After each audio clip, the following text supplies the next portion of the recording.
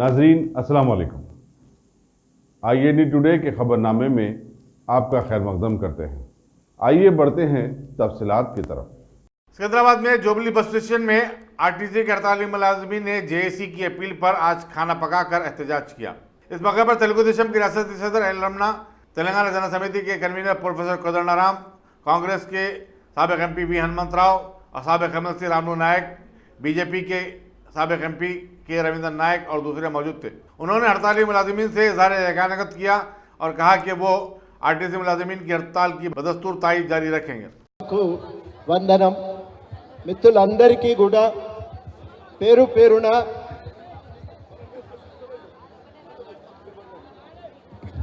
మీ అందరికీ పేరు పేరున విజ్ఞప్తి చేస్తున్నా, ఒక 5 నిమిషాలు 7 నిమిషాలు సమయం ఇవ్వాలి. నేను చెప్పేది జాగ్రత్తగా వినాలి.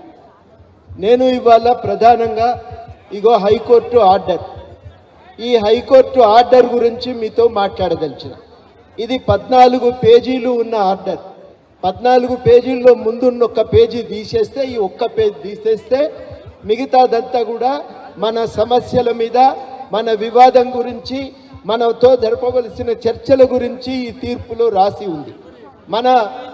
మన కోర్టు అడిషనల్ అడ్వకేట్ జనరల్ ఏం మాట్లాడుతున్న, కోర్టులో ప్రభుత్వం తరఫున వాదన ఏం వినిపించిందంటే, ఒక్కసారి పారిశ్రామిక వివాదాల చట్టం ప్రకారము సమస్య పరిష్కారం కాకపోతే, చర్చలు విఫలమైతే ఇంకా చర్చలు చేయవలసిన అవసరమే లేదు. చర్చలు అనేవి ఉన్నంత కాలము ఏ డిమాండ్లు, కార్మికుల యొక్క జీతభత్యాలకు సంబంధించి ఏ సవరణ చేయటానికి వీల్లేదు. అందుకని మేము చర్చలు జరపజాలము అన్నారు.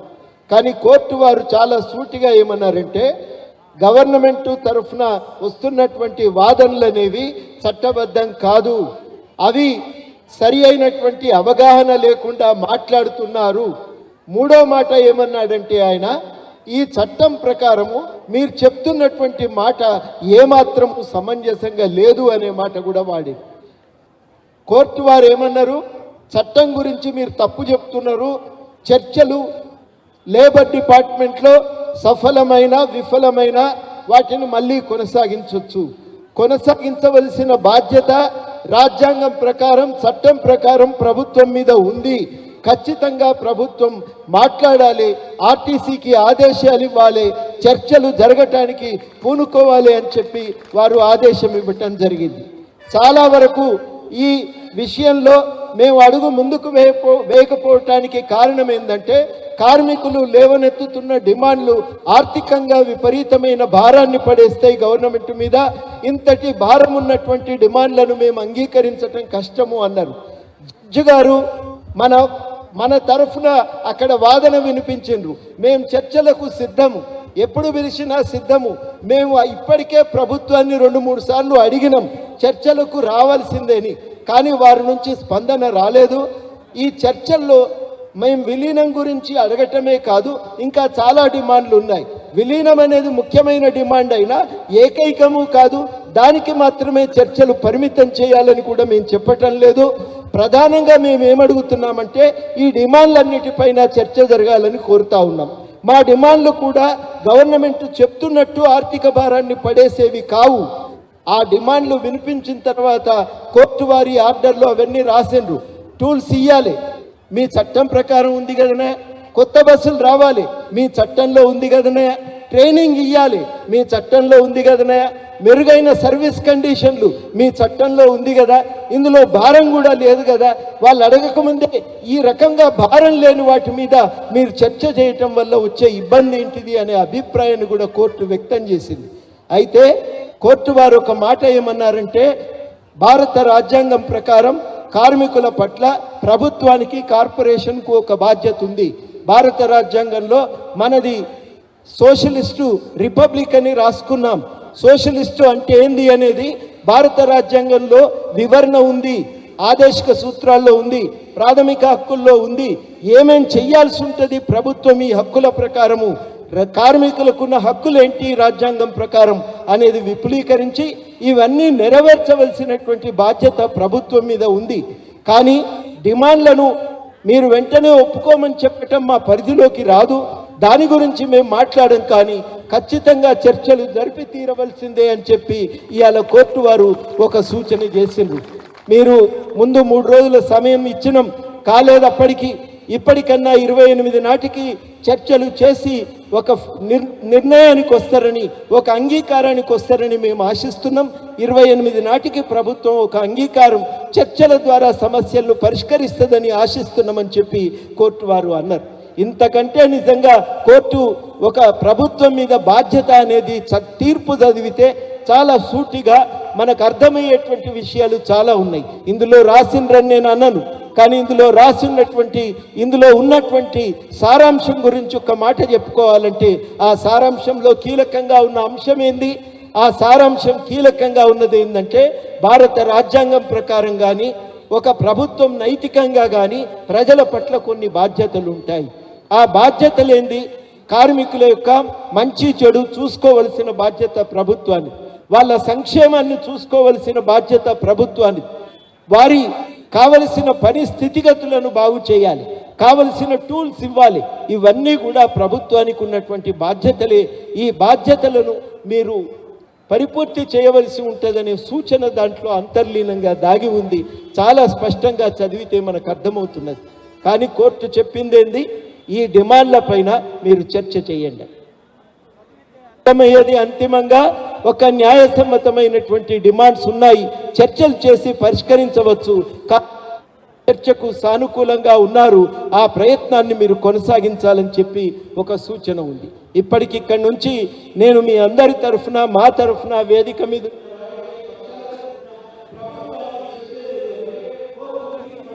ఒక రాజ్యాంగ వ్యవస్థ ఇచ్చిన అది నువ్వో నేనో మేము ఇక్కడ ఉన్నోళ్ళమో కోరుతున్నటువంటి విషయం కాదు. అది ఒక గవర్నమెంట్ సంస్థని, రాజ్యాంగ సంస్థ అది. ఆ రాజ్యాంగ సంస్థ ఇచ్చినటువంటి విషయాలను మనం గౌరవించకపోతే, ఆ రాజ్యాంగ వ్యవస్థలను ప్రభుత్వం గౌరవించకపోతే కలిగే అనర్థాలు చాలా తీవ్రంగా ఉంటాయి. ఒక ప్రభుత్వము తనకు తానుగా అధికారంలో కూర్చొని రాజ్యాంగానికి వ్యతిరేకంగా పోవటానికి వీల్లేదు. ఏ రాజ్యాంగం ప్రకారం అధికారం దొరికిందో ఆ రాజ్యాంగానికి లోబడి ప్రభుత్వం వ్యవహరించటం అనేది ఆ ప్రభుత్వం మీద ఉన్న బాధ్యత. ఆ బాధ్యతను ఇవాళ ప్రభుత్వం పరిపూర్తి చేయాలి, చర్చలకు పిలవాలని చెప్పి మేము ఇక్కడ అందరం కూడా మాట్లాడుకుంటున్నాం. తప్పనిసరిగా ఆ ఒత్తిడి పెట్టడానికి చిన్న ఆందోళన కార్యక్రమంలో కూడా చిన్న చిన్న సవరణలు అడుగుతా ఉన్నాం. మన రాస్తా రోకోలను ఒక 2-3 రోజులు అవతలికి మార్చుకొని, ఎందుకంటే మళ్ళీ పండుగ ముందు ఎందుకు చేసిండ్రని పంచాయతీ వస్తుందేమో, 26 పండుగ 25 ఎందుకు పెట్టుకుంటారు రాస్తా రోకోలు అని చర్చ వస్తుందేమో, దాన్ని కొంచెం అవతలికి మార్చుకుందామనే ఆలోచన ఒకటి. 29 నాడు ఆ రాస్తా రోకోల కార్యక్రమం పెట్టి 25 నాడు వేరే కార్యక్రమం, అదిగా నేను ప్రకటిస్తే బాగుండదు. సామూహిక దీక్షల కార్యక్రమం అనేది అశ్వత్థామ గారు జేఏసీ ఆర్టీసీ జేఏసీ వారికి ఏదో ఆలోచన ఉంది, దానికి సంబంధించిన నిర్ణయం వారే ప్రకటిస్తే బాగుంటుంది. ఈ సూచన ఇక్కడ ఉన్న పార్టీలతో కూడా మళ్ళీ మాట్లాడి ఫైనల్ చేసి మీ అందరికీ కూడా 1 గంట లోపల మీడియా మిత్రులకు కూడా దీనిపైన వివరణ ఇస్తామని ఈ సందర్భంగా హామీ ఇస్తున్నాం. ఈ అవకాశం ఇచ్చిన మీకు కృతజ్ఞతలతో సెలవు.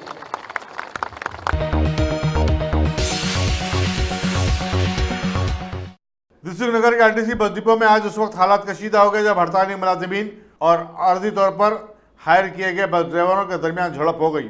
हड़ताली मुलाजिमीन डिपो से बसों की रवानगी में मज़ाहमत पैदा कर रहे थे। आरजी स्टाफ अपनी बसें निकालने के लिए बजिद था।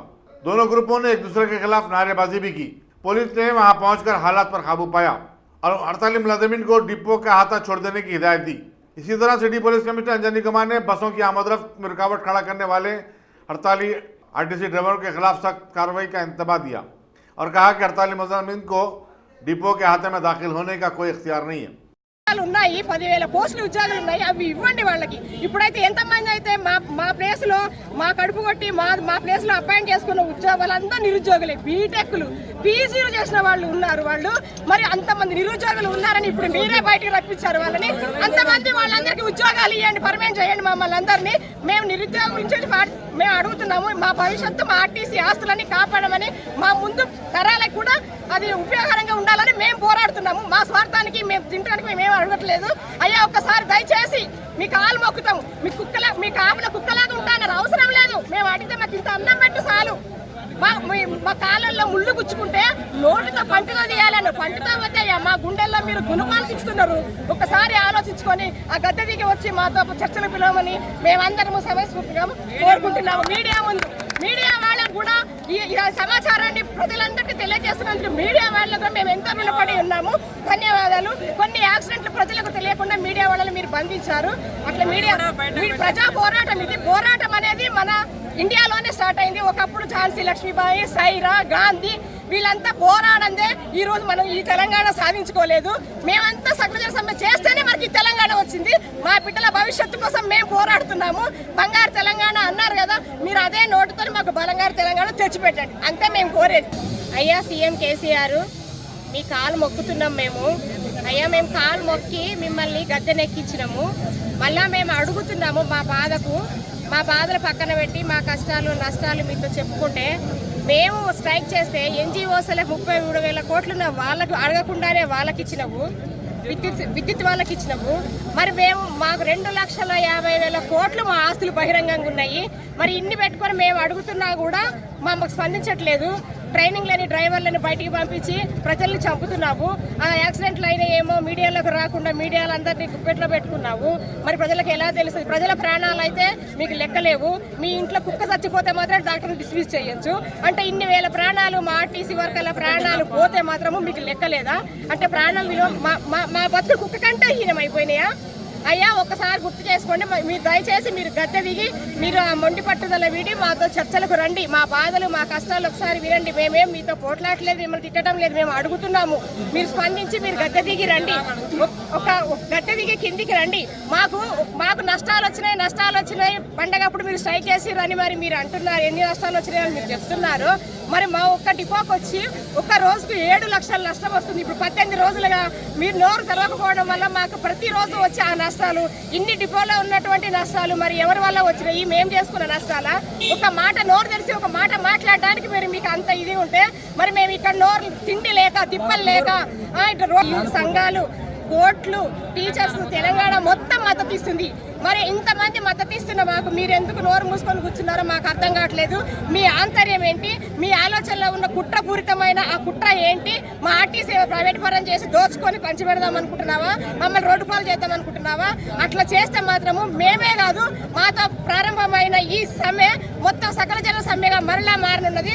27 రోజులు మేము సమ్మె చేసి సకల జనుల సమ్మె చేస్తే ఇప్పటికి ఒక్క రూపాయి కూడా మీరు మాకు ఇవ్వలేదు.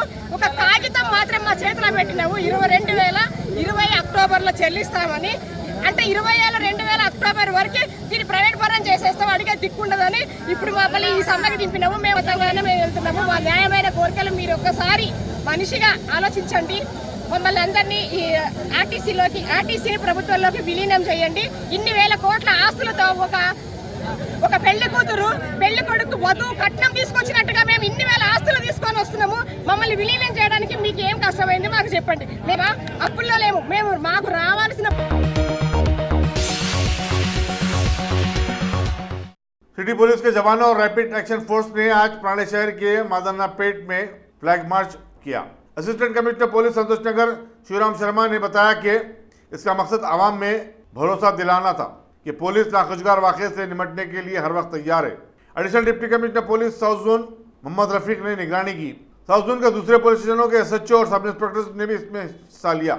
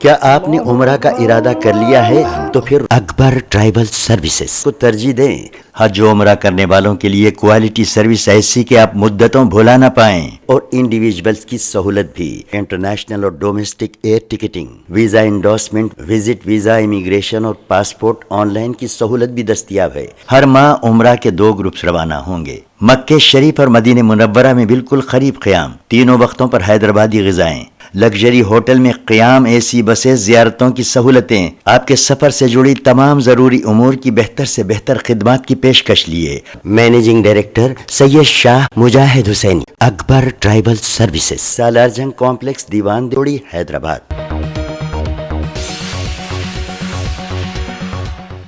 तेलंगाना जन समिति के कन्वीनर प्रोफेसर कोदंडाराम ने आरटीसी मुलाजिमीन की जारी हड़ताल के सिलसिले में एक राउंड टेबल कॉन्फ्रेंस मुनक्किद की।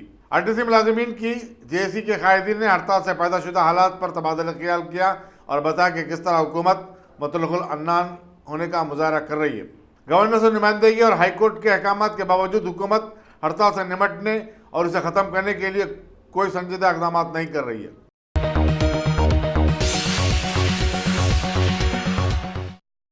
मौके पर सेहत के एडिशनल डायरेक्टर रविंदर नायक ने आज एलबी नगर के शाइन हॉस्पिटल का मायना किया, जहां कल आतंकी हादसे में एक लड़की की मौत हो गई थी, जबकि दीगर 6 बच्चे बुरी तरह झुलस गए थे। उनके हमरा डिप्टी कमिश्नर पुलिस एलबी नगर सनप्रीत सिंह भी मौजूद थे। इन दोनों अहदेदारों ने हादसे की वजूहात के बारे में इब्तदाई मालूमात हासिल की। यहाँ ये बताना जरूरी होगा कि फ्रिज का कंप्रेसर फटने से दवाखाने में आग लग गई थी। डेंगू जैसे मस्क की वबा आम हो जाने की वजह से दवाखाना मरीजों से भरा हुआ था। पुलिस तमाम जावियों से इस मामले की तहकीकात कर रही है। హాస్పిటల్లో జరిగిన ప్రమాదంలోని సందర్భంలో ఈరోజు ఇక్కడ జాయింట్ విజిట్ చేయడం జరిగింది. పోలీస్ తరఫు నుంచి అలాగనే హెల్త్ డిపార్ట్మెంట్ నుంచి అడిషనల్ డైరెక్టర్ గారు కూడా వచ్చారు. సో ఇక్కడ వచ్చి మొత్తం ఇన్స్పెక్షన్ చేశారు. ఆయన త్వరలోనే రిపోర్ట్ కూడా ఇస్తా అని చెప్పారు. అలాగనే we're waiting for the reports from other departments, GHMC, fire department, అలాగనే ఎలక్ట్రికల్ డిపార్ట్మెంట్ కూడా వాళ్ళది ఒపీనియన్స్ ఏమేమి ఉన్నాయి ఇది జరిగిన ఇన్సిడెంట్ సందర్భంగా. సో ఆల్రెడీ సందర్భంలో కేసు కూడా ఒకటి బుక్ చేయడం జరిగింది 304A IPC కింద. సో ఆ కేసులో కూడా వాళ్ళ వచ్చిన రిపోర్ట్స్ ప్రకారంగా ఫర్దర్ యాక్షన్ తీసుకోవడం జరుగుతుంది. ఆ రోజు జరిగిన ఇన్సిడెంట్లో మాత్రం అప్పుడు స్పాట్ నుంచి ఇన్ఫర్మేషన్ వస్తే ఇమీడియట్లీగా లోకల్ పోలీస్ ద్వారా రెస్పాండ్ చేయడం జరిగింది. ఇమీడియట్గా ఎక్కడికి వచ్చి అందరినీ పిల్లల్ని రెస్క్యూ కూడా చేయడం జరిగింది. సో అది గుడ్ వర్క్. అప్పుడు పోలీస్ వాళ్ళు లోకల్ పోలీస్ వాళ్ళంతా కూడా ఇది గుడ్ వర్క్ షో చేశారు. వాళ్ళని బహుమతి కూడా ఇస్తాం తర్వాత. అండ్ ఈ ఇన్సిడెంట్లోనే ఫర్దర్ ఎంక్వైరీ ఇంకా చేస్తున్నాం. సో నెక్స్ట్ యాక్షన్ అయితే ఉంటుందో అది మీకు త్వరలోనే చెప్తాం. 304A IPC కింద కేసు నమోదు చేయడం జరిగింది. ఇంకా కాలేదు. ఫర్దర్ యాక్షన్ అయితే మీకు చెప్తాం.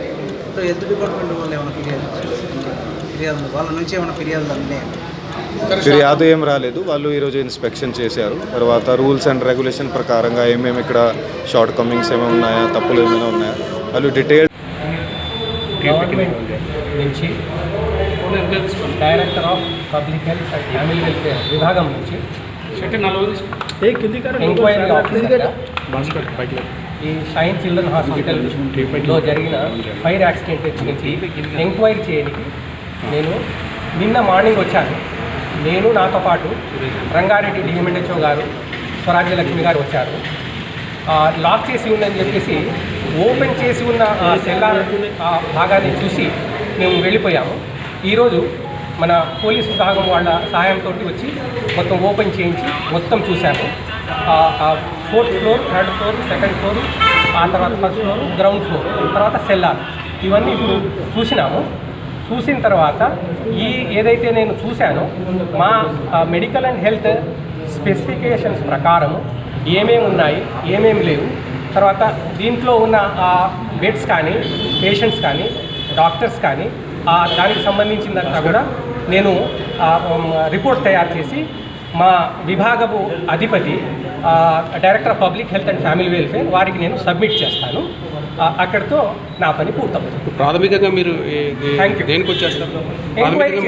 మీకు తెలిసింది ఏం సార్ ఇప్పుడు ఎంక్వైరీలో? ఇప్పుడు చెప్పడానికి నేను ఏమైతే ఉందో ఆ ప్రతి విషయము నేను రిపోర్ట్లో నేను పొందుపరుస్తాను. ఆ రిపోర్టు మా director of public health and family welfare అంటే గవర్నమెంట్కి వెళుతుంది. ఆ తర్వాత వాళ్ళు చేయాల్సింది వాళ్ళు. సార్ నిన్న సార్ ఒక నిమిషం, నిన్న డిఎంహెచ్ఓ గారు నడితే ఫైర్కి మాకేం సంబంధం లేదని చెప్పి చెప్పారు. That I can't answer, you please ask. Okay, thank you so much.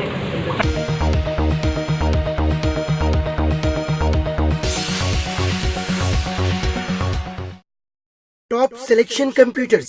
अगर आप टेक्नोलॉजी के दौर में रहते हुए टेक्नोलॉजी से दूर हैं तो सोचिए मत, आइए एक बार खिदमत का मौका दीजिए। हमारे यहाँ branded computers Dell, HP, Lenovo, laptop accessories उम्दा क्वालिटी निहायती वाजबी दाम पर दस्तयाब है। स्कूल, कॉलेज, कॉर्पोरेट, ऑफिस वगैरह में बल्क क्वांटिटी में सप्लाई की जाती है। इसके साथ साथ हमारे यहाँ माहिर टेक्नीशियंस की निगरानी में रिपेयर की सहूलत भी मौजूद है। अगर आप अपने घर, दुकान, सोसाइटी, स्कूल वगैरह को सेफ और क्राइम फ्री बनाना चाहते हो तो इंस्टॉल कीजिए CCTV कैमरा जो HD क्लियरिटी के साथ दस्तयाब है। गुज़िश्ता 10 साल से मुल्क भर में अपनी इन तमाम खिदमात को जारी रखते हुए आपके एतमाद को बरकरार रखने वाला नाम top selection computers, Vijaynagar colony beside Riyan hotel Hyderabad. Director Syed Rashid Ali. Phone 9849715954। Top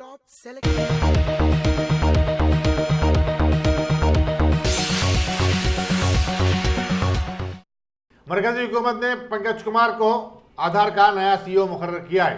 Pankaj Kumar फिलवक्त Wazarat electronic and IT में एडिशनल सेक्रेटरी के ओहदे पर फायज हैं। यहाँ ये बताना जरूरी होगा कि unique identification authority of India का 2016 में क़याम अमल में आया था।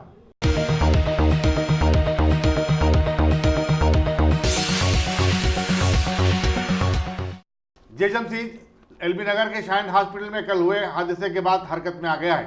जेएसएमसी ने अब तमाम दवाखानों को नोटिस जारी करते हुए इंतजामिया पर जोर देने लगेगा कि वो no objection certificate, trade licence, sanction plan और दूसरे जरूरी दस्तावेजात बल्दिया में पेश करें। बल्दिया ये भी जानना चाहती है कि हैदराबाद के कितने हॉस्पिटल्स NOC रखते हैं। जेएसएमसी के enforcement, vigilance and disaster management wing ने नोटिस जारी करने का फैसला किया है। डायरेक्टर विश्वजीत ने बताया कि डिजास्टर मैनेजमेंट अपने नाकारा आलात को दुरुस्त करने के लिए नए टेंडर्स तलब करेगा।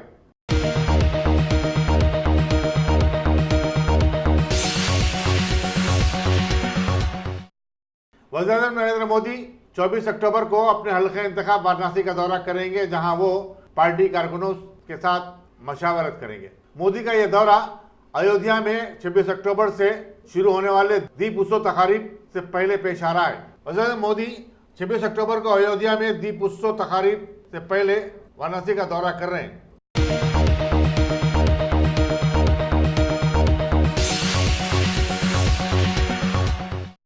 कांग्रेस की सदर सोनिया गांधी के दामाद रॉबर्ट वाड्रा उत्तर प्रदेश के नोएडा में एक खानगी हॉस्पिटल में शरीक हैं। कल रात उन्होंने अपनी पीठ में शदीद तकलीफ की शिकायत की थी, जिसके बाद उन्हें दवाखाने में शरीक करवा दिया गया।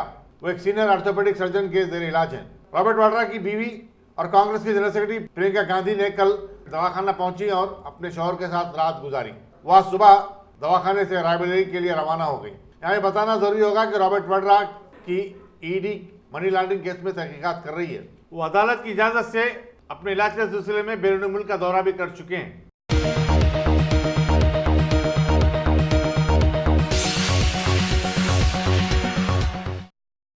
जराइम के वाक़यात के लिए उत्तर प्रदेश नंबर 1 रियासत करार पाई है, जबकि महाराष्ट्र, मध्य प्रदेश, केरला और दिल्ली अलग-तरतीब दूसरे, तीसरे, चौथे और 5वें नंबर पर है। नेशनल क्राइम रिकॉर्ड ब्यूरो के मुताबिक 2017 में उत्तर प्रदेश में 3 लाख FIR जारी हुए। मुल्क भर में 30,62,589 केसेस में सिर्फ उत्तर प्रदेश में 32,000, पूरे मुल्क भर में 2017 में 30,62,589 केसेस बुक हुए हैं और इसमें यूपी में 3,10,084 केसेस दर्ज किए गए हैं।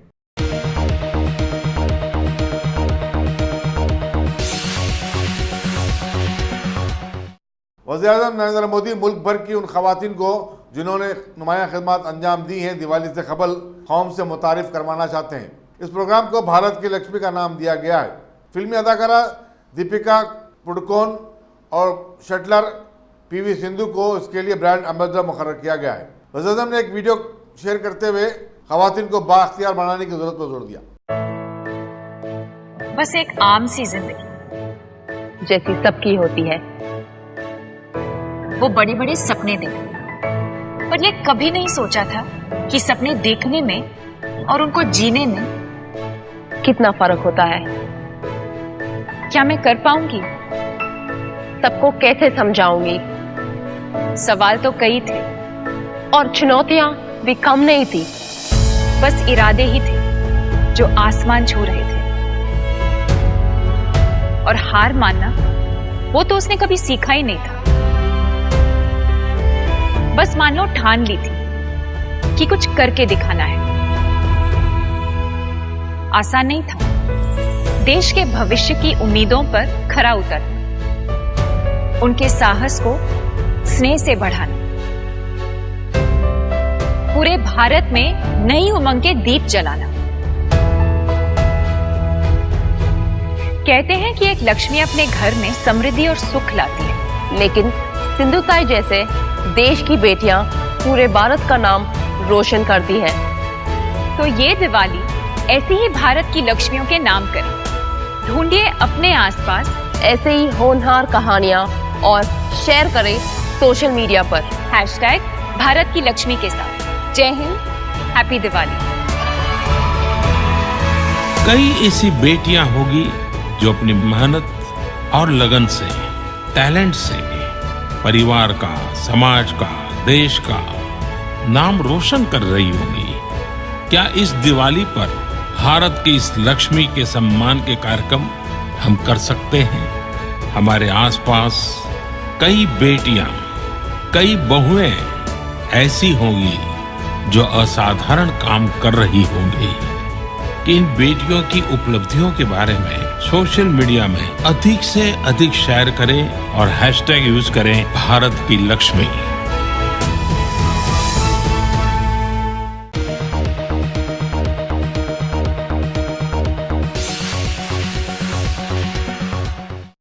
पाकिस्तानी सूबे पंजाब में करतारपुर साहिब गुरुद्वारा हिंदुस्तानी यात्रियों के लिए आइंदा 15 दिन में खुल जाएगा। ये सिख तबके का एक देरीना मुतालबा था। हिंदुस्तानी पंजाब के जिले नारवल में हिंदुस्तानी सरहद से सिर्फ 4.2 किलोमीटर के फासले पर ये गुरुद्वारा मौजूद है। करतारपुर राहदारी के खुलने के बाद योमिया 5000 सिख यात्री सुबह गुरुद्वारा जाकर शाम अपने घर को वापस हो सकते हैं। सिखों के एक तबके ने फ्री वीज़ा की सहूलत देने का मुतालबा किया है ताकि वो दर्शन कर सकें। ये गुरुद्वारा सिख मजहब के बानी गुरु नानक देव जी की आखिरी आरामगाह है। सिखों के गुरु 15 अप्रैल 1469 को पाकिस्तान के ज़िले शेखुपुरा के ननकाना साहब में पैदा हुए थे। करतारपुर गुरुद्वारे की इमारत एक मरतबा सैलाब में बह गई थी, लेकिन पंजाब के chief minister captain Amarinder Singh के दादा और पटियाला के साबिक हुक्मरान भूपिंदर सिंह ने इसे दोबारा तामीर किया था।